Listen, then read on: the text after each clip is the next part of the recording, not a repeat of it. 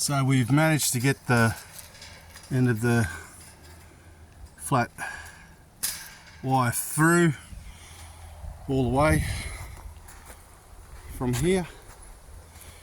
Sometimes you've just got to get the angle right as well when you're trying to go across that 90-degree bend there. So sometimes you just got to pull it back through and reposition it so don't get deterred.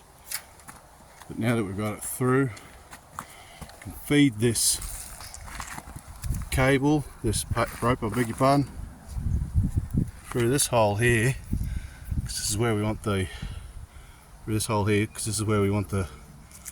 cable to come back, so we can go into the junction box.